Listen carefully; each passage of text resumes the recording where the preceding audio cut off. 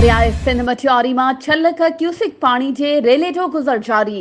अॻूणे घरू वज़ीर एमपीए मटियारी मखदूम रफ़ीक ज़मा मटियारी ज़िले के कल्याण बाउदेरो ऐं ॿियनि बंदनि जी हसास जगहनि ते पहुची बचाव बंदनि की सूरत हाल जो जाइज़ो वरितो। इन हवाले से वधीक तफ़सील ॾियण लाइ असां सां लाइन ते मौजूद आहे मटियारी मां CN न्यूज़ जो रिपोर्टर फिदा हुसैन सोलंकी। जी फिदा हुसैन, छा तफ़सील आहिनि अव्हां वटि? जीअं त तव्हांखे ॿुधाईंदो हलां त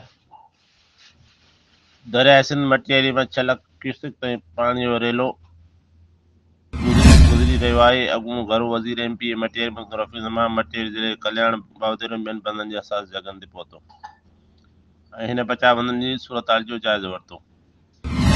अॻूणो घरू वज़ीर एमपीए मटियारी डॉक्टर मखदूम रफ़ीक ज़मा खंडू कल्याण शौक सेखाड़ बाउदेरो समेत मटियारी बचाव बंदनि जो मुआयनो कयो। उते इरिगेशन खाते मटियारी खां बचाव बंदनि जी सूरत हाल जी ब्रीफिंग वरिती ऐं ॻोठाणनि तां मिली उन्हनि खे हिमत हौसलो ऐं दिलासा ॾिना। ऐं उते इरिगेशन खाते मटियारी जे अमलदारनि खे बचाव बंदनि जी हसास पॉइंटनि जी सूरत हाल ते कमु करे मिटी ऐं पथर लाहिराइण जो हुकुम जारी कयो। बंदनि ते लाइटिंग करण जूं हिदायतूं ॾिनियूं त जीअं सेमल लॻाइण ते फौरी तौर ते उन्हनि खे बंदि करण लाइ रोशनी जी ज़रूरत हूंदी आहे।